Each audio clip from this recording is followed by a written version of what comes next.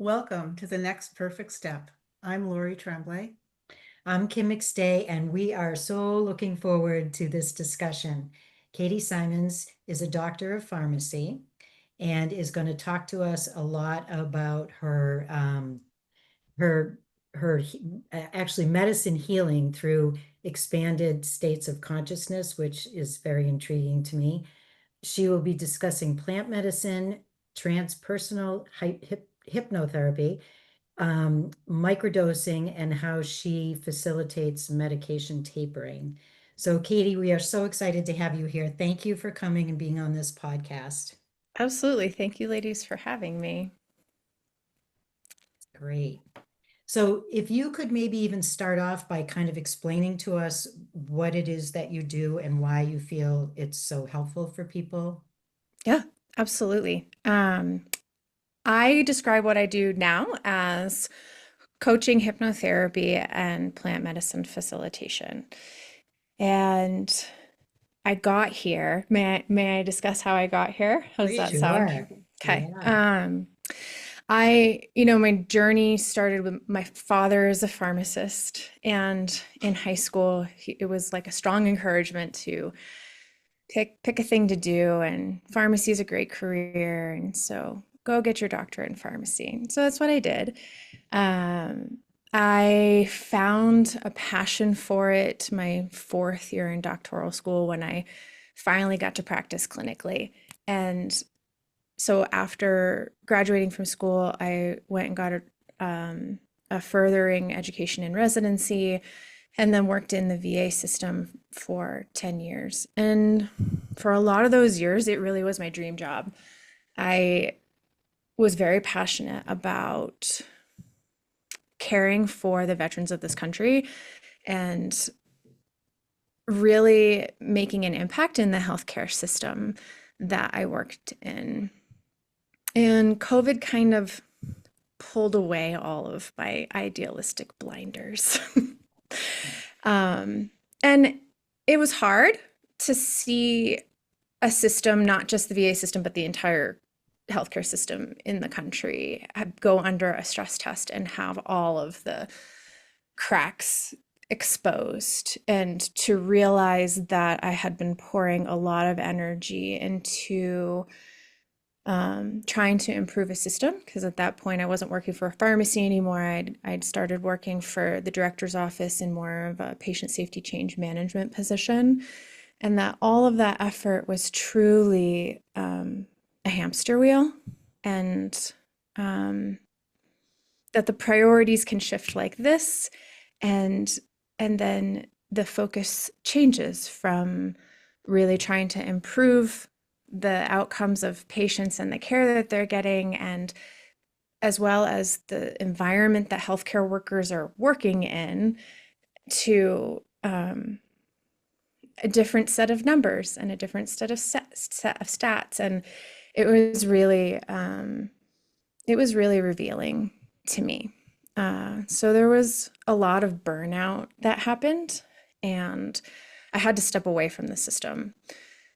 And when I did, it was a moment in life as well where I'd been going through a divorce and things were challenging. And I really had to soul search of like, what am I going to put my energy into and what does make a difference for people? And I'd spent, the last 12 years of my life being a closeted psychonaut and really diving into states of altered consciousness with lots of different psychedelic substances, and they had really changed my perspective on life and on reality and on relationships and lots of different things. And so when I stepped out of the healthcare system, the thing that made the most sense to me was stepping into supporting the psychedelic space with the knowledge that I had. And that's kind of where things started to unfold from, as far as how I got to where I am now. It started with plant medicine, and then it became this, there's lots of other ways to expand one's consciousness and one's understanding and to heal, if you will, the unraveling of conditioning that we're all really set into.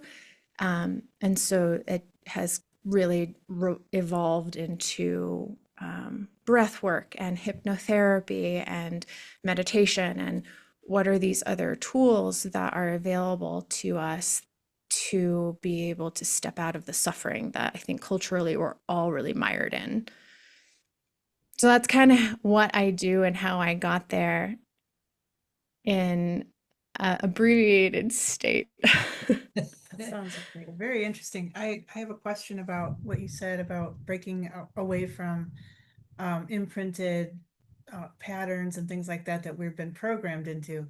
Mhm. So that like the plant medicine really helps you kind of break away from that. Is that what you're saying? Yeah, I Like, to think kind of plant find medicine. go for Yeah, it. I think plant medicine is a very powerful tool for being able to disrupt the ways that we think Mhm. and allow us to see different perspectives and allow us to see how we're thinking and how what we believe subconsciously is driving a Mhm. lot of how we show up. And it's so subconscious. We're not aware of it. We're on autopilot, and it causes us suffering. It causes self-sabotaging. It causes us to be stuck and have symptoms of depression or physical illness or lots of different things. And I think psychedelics, although they may not be the tool that's appropriate for everyone in exactly where they are, is an extremely powerful tool in breaking us out of those patterns so that we can gain some insight.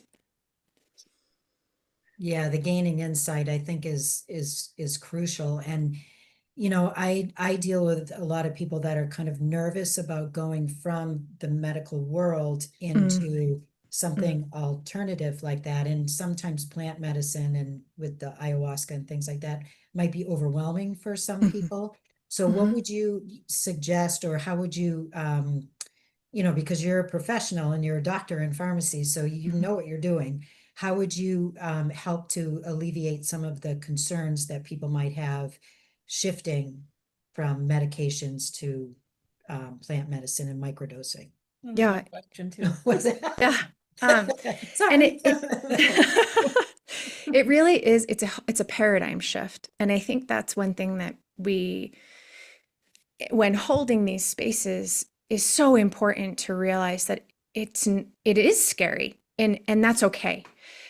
It's okay to realize that we culturally in the healthcare model think a certain way about symptoms and what we call disease and how we treat those things. And when we're stepping out of that into a healing model where plant medicines are used, it is a completely different shift into my body and I have the capacity to transform and to change and to step out of suffering. There's a lot of responsibility in that. There's a lot of it's a completely different way of thinking about it. And so in holding that with people, it really is meeting them where they're at.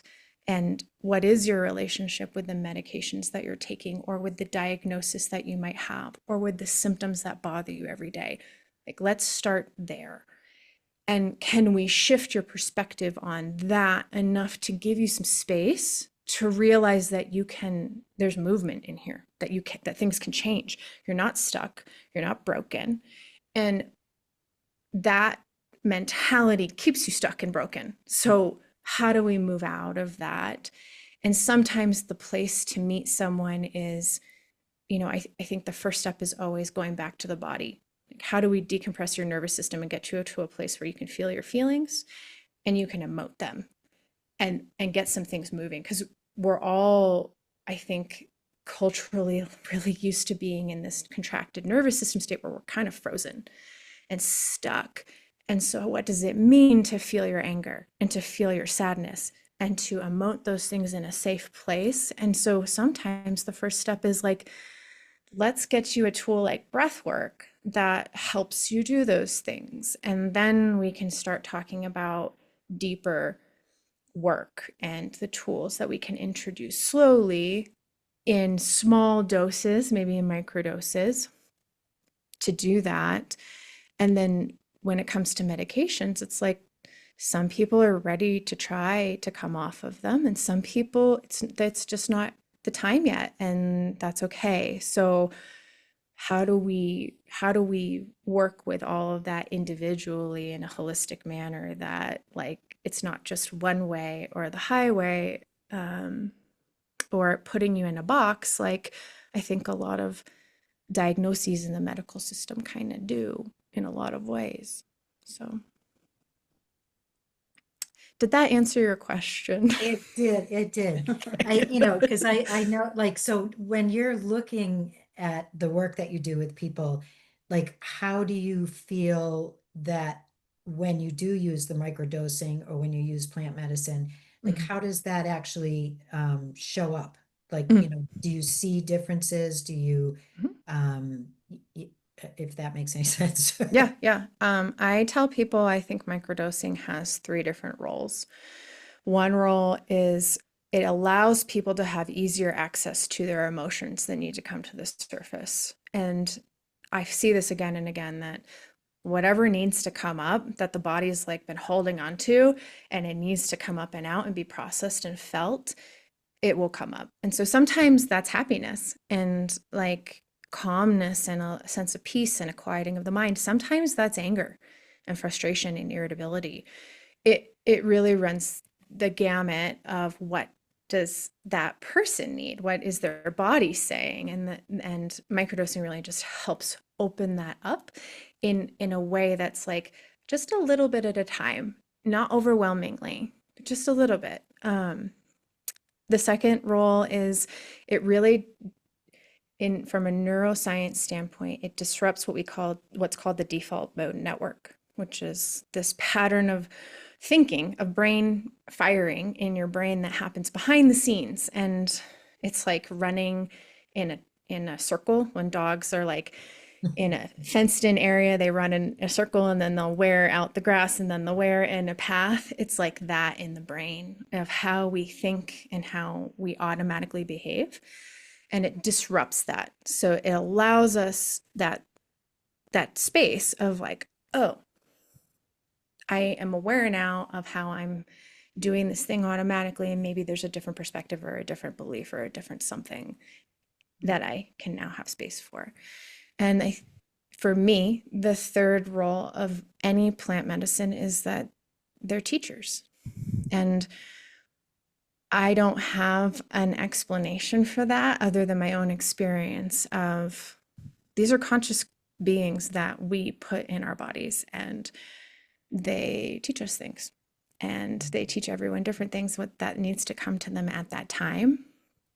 And when we honor them that way, when we put them in our bodies, I think we get a lot more out of the practice of microdosing.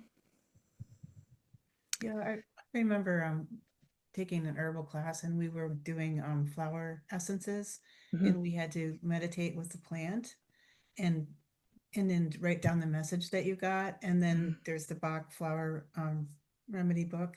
So you would compare what you got in meditation to what was in the book. And Mm-hmm. 9 times out of 10, it was the same message, Mm-hmm. what they were there for to assist you with. Yeah. So I think that's you talking about communication and conscious beings. And I sort of brought that home to me at that time. I was like, wow, this is amazing. Yeah. And it just, you know, keeps going. Yeah. And you see this in jungle medicine, right? Like the Amazonian shamans sit with the diets of a plant, and they're not always psychoactive plants, but they always teach them things. And that's, you know, the commonality, the thread of what each plant has to teach does come through. And it doesn't need to be a psychoactive plant. So is that what you mean by the quantum consciousness that you have on your website? You talked Mm, about that. Is yeah. that what that means, or could you explain that to the listeners and to me, obviously? Yeah, yeah. So quantum consciousness is a technique that I was taught in hypnotherapy school, and it comes from a man named Peter Smith. And instead of hypnotherapy, you usually go inward when you do an induction or a calming process. The process is to go inward and explore inward. With quantum consciousness, it's a very similar technique, but we expand. And so the idea is our consciousness is much bigger than us and our ego, and it is what is available to it is everything, all time, all space, all consciousness, all information, all knowledge. And so when you expand past this body and past this mind and past this identity and past this the 3D, then what is available to you is lots of knowledge and information from the collective. And so it's just a different technique that kind of falls in the hypnotherapy world. Thank you, Katie. I wanted to tell you thank you also for your Instagram reels. They're very, very encouraging and inspirational, and you just share such wonderful wisdom. And I love just watching you on Instagram. But you also have a blog and some what workshops coming Yeah, up? your workshops with women that you do. Yeah, I am starting my it's called The Path to Self-Sovereignty or Return to the Feminine, and I am starting my next round of it just in a couple weeks, actually.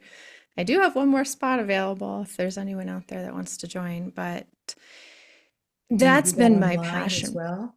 What's that? Do you offer that online, or is that Yep, it's all a virtual group. We Okay. meet once a week on Wednesday nights for 16 weeks.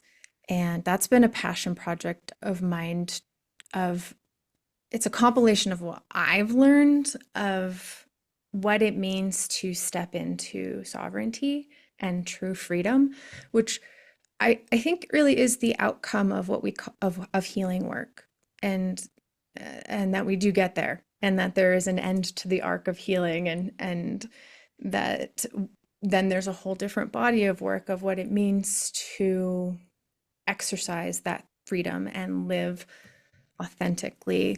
And those words are so they can be kind of loaded and interpreted in various different ways. And so it's interesting to then put out a body of work of what does it mean to really understand this language and then experience it, because cognitively we can understand it, and that's great, that's cool, but the point is experiencing it in life, in every day. And so that's really the goal of the women's group.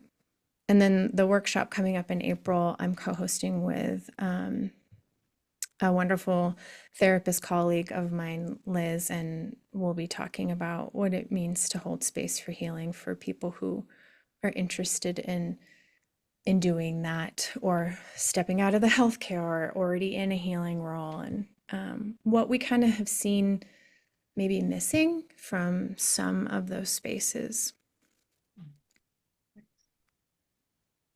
Well, my husband's a veteran, and so I, appreciate your work with the veterans, and now you're helping women. And can you talk about what your idea of sovereignty is? I have my own idea, but I think it's such an amazing topic.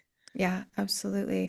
To me, sovereignty and living freely or living authentically are all really closely aligned concepts. And my understanding of it is that it builds from a reconnection to the body and a real deep understanding of the innate intelligence that our body has. And then growing from there into a deeper understanding of what is held in the subconscious mind and what the role of the ego and the conscious mind really are. And then it expands into what is spirit and what is soul and who am I really? And I feel like living sovereignly is really this pivot point when there's this experience of, and maybe I'm going to say it anyway, this experience of realizing that there's no inherent meaning to life, and that I am the only one that gives my existence and my experience meaning, and I have to create the value system and the passion to then guide my experience. And that takes so much awareness and courage and and willingness to step outside the frameworks and the conditionings that we've all been put into of like, this is what life is supposed to look like, and this is how you're supposed to act. And just coming back to, no, this is my experience. So what meaning am I giving to it? And how am I creating? Because we're all innately creative creatures. That's what humans are. But that has become so distorted without a value system and a passion system that guides that for every individual. There's a concept in Egyptian cosmology called Nefer, which is their concept of beauty. And it's really creating from this place of beauty, creating from this place of harmony, and like what is in balance, what is in alignment. And that comes from inside each one of us. And so it's like to live sovereignly to me is that level of self-awareness and alignment, that and presentness of like moment to moment, like how am I creating, what am I doing, where's my energy going? So I think that's what that means to me. That's a beautiful answer. Thank you. Yeah. I feel like it's like when you're creating from within, Mm. and like you said, living on purpose from your values and your passion, it's a flow.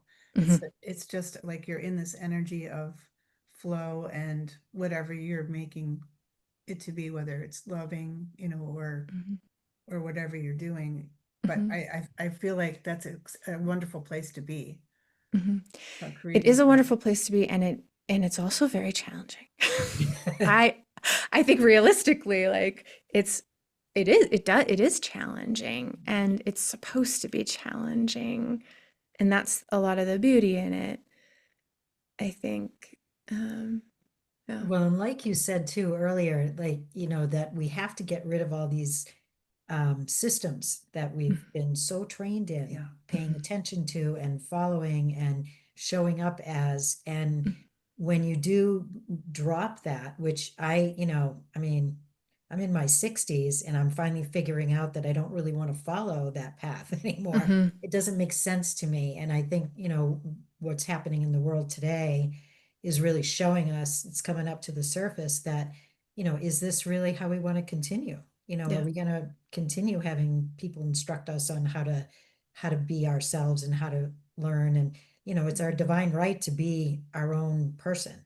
And so I think the work you're doing is incredible that way, because, your generation, I think, is, like we can help support that, but your generation really has to make that move and to, allow, and like you said earlier, holding space for those who are shifting into that more personal strength than what we've been given in the past. So I honor you for that. I think that's pretty amazing Thanks. work. Yeah. Thank you. It really is a passion, just simply because I feel like as humans, we deserve to know our innate capacity and our innate power. And it is so much bigger than we are taught. And that's the thing that gives me goosebumps. And like, it's like, oh, everybody deserves to experience this, not just know it, but experience it. And I realize that unfortunately not everybody will, and that a lot of times is a choice, and that's okay. But I feel like it's the hill I will fight for. It's a good hill to fight for. Yeah. Yeah. Yeah. Oh. Could you tell us a little bit about what your mushroom drink, because I love that. Oh yeah. Yeah. Yeah. And like what the benefits of the mushrooms are and things like that. Yes. So I love all types of mushrooms, and when I started really digging into the benefits of psilocybin, the benefits of functional mushrooms, and what traditional Chinese medicine has been using for thousands of years really came to the surface too for me. And I started digging into different functional mushrooms and the benefits of them, and then looking for a way to ingest them that wasn't in pills or in horrible tasting drink mixes. And I couldn't find something that had the dose, because I'm a pharmacist, so dose still matters to me, and the taste that I wanted. So I created my own formulation. It's called My Morning Mushrooms, and it has lion's mane mushrooms, tremella, and cordyceps in it, and as well as cacao and maca, mesquite, and some other superfoods. And I really just created it so that I had something to drink every day that I enjoyed the taste of. But it has turned into, now putting it out there as a product. But lion's mane is a mushroom that has been shown to help with neurogenesis. So regenerating nerves, which is really fascinating, and it's been helpful for memory and cognition. Cordyceps has this molecule in it called cordycepin, which is not quite a stimulant, but gives more of an energy boost. And so it's a great way in the morning to get a little bit of an oomph that's not caffeine, if that's something that matters to people. And then tremella has a molecule in it that is similar to hyaluronic acid. And so in traditional Chinese medicine, it's used for complexion and youthfulness. And so those are the three mushrooms in that drink mix and there will be more drink mixes. It's just a matter of time and learning entrepreneurship, which is a whole interesting thing and different learning curve. So I have a question about the lion's mane, because I make my own tinctures and things like that. And what I've come to understand is that the lion's mane, if it's not like if it's in a powder form, it's not as strong for like the memory. Interesting.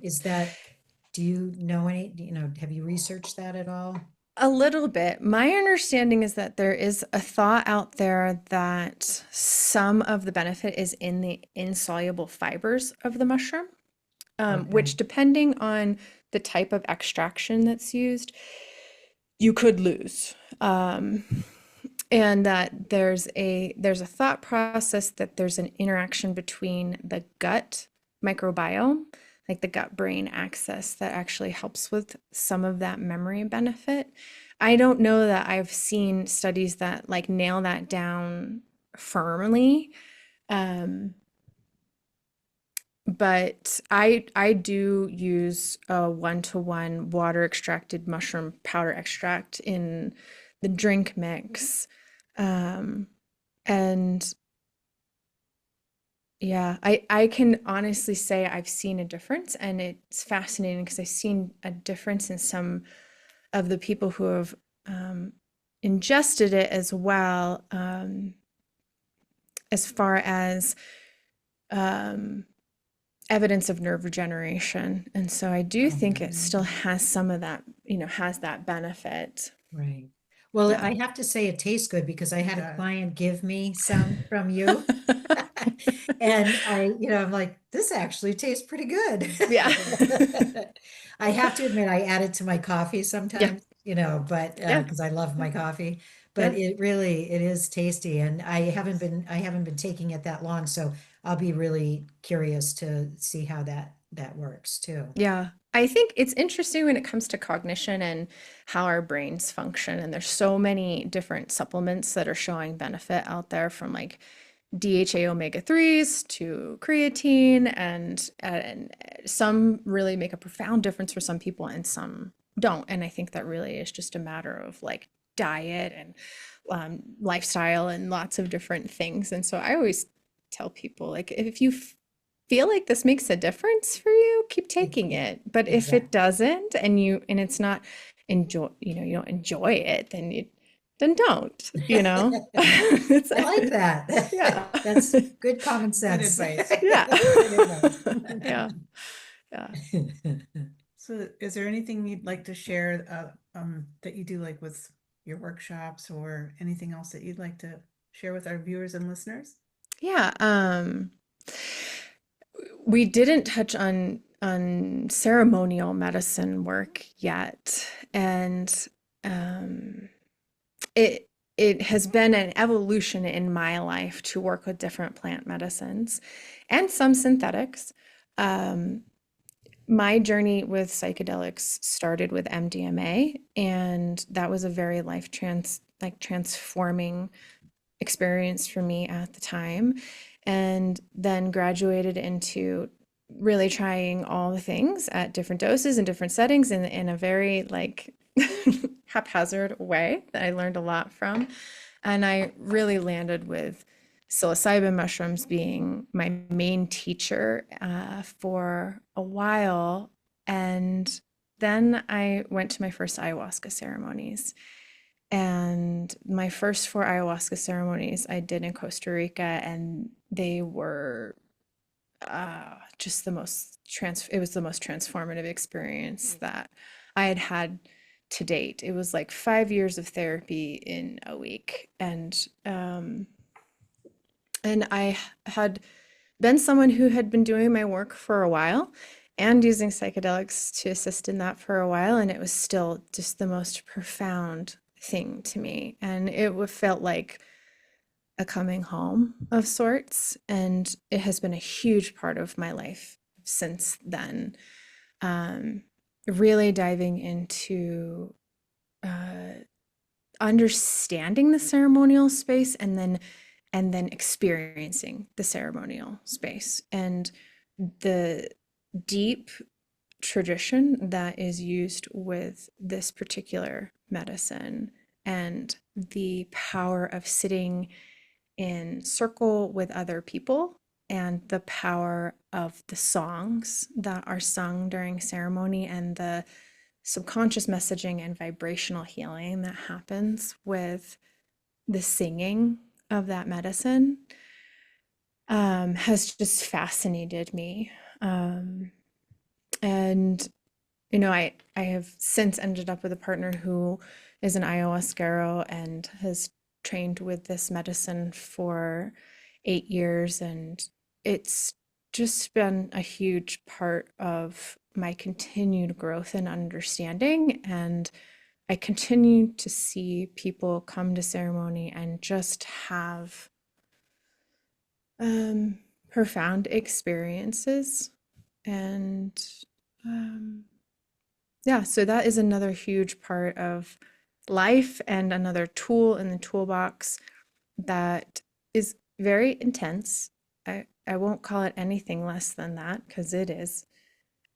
But deeply, deeply in a deep ally in what I call the healing journey and the progression towards living sovereignly and freedom.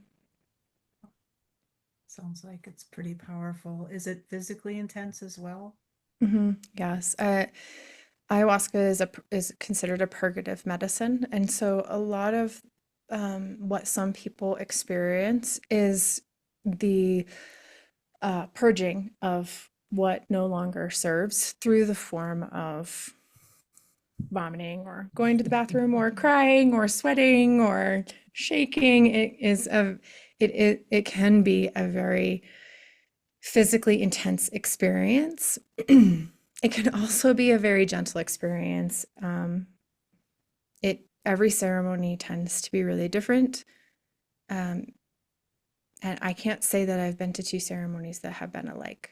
And I'm still in my infancy, but have sat in over 60 ceremonies at this point. And so it really is come as you are, and who is holding the space and how they're holding the space and where you are and who made the medicine and where it came from. And all those things make a difference, every single one of them. And I think I would have thought that was nonsense 5 years ago, but now I know better. It's not nonsense. And it's that you're in a supportive, space in a ceremony that's supported and has the tradition and the knowledge, and so you're probably in a pretty safe space most of the time.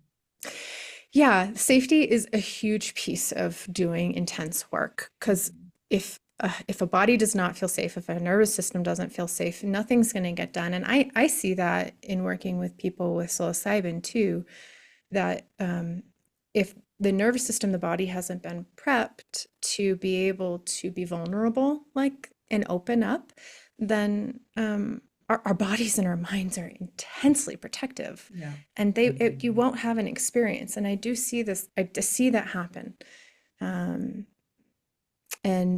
And it's not anybody's fault. It's a signal from that person's body that there's more prep that needs to be done, and we need to find the tools that help that person open up. Is that where the shamanic work comes in? Because you had that in on your website. It can be. Yeah. Shamanic work is such a fascinating thing because it really is, the tradition of journeying on the behalf of somebody else. And as Westerners traveled to the jungle and discovered ayahuasca, or traveled to Mexico and discovered mushrooms with Marina Sabina, and the shift is, instead of the shaman taking the medicine and journeying on your behalf, the Westerners want to take the medicine too. And that's not traditionally how it has ever been done. And so even shamanic That's practices, interesting. even shamanic practices that don't use medicine, the shaman is there to journey on the behalf of somebody else and bring back pieces of their soul, or bring back information that's important to them.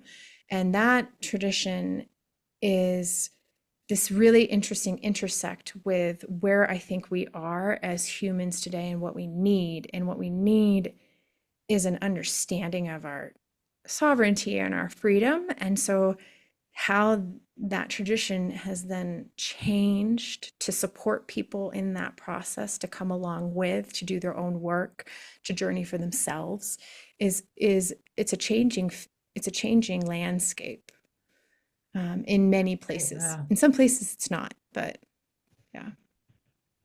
Oh, that's really interesting. Very interesting. Yeah.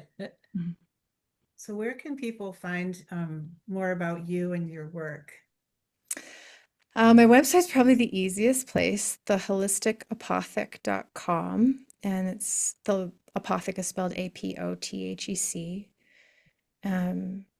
It has a little bit of all the things that I do that I can freely put on the interwebs.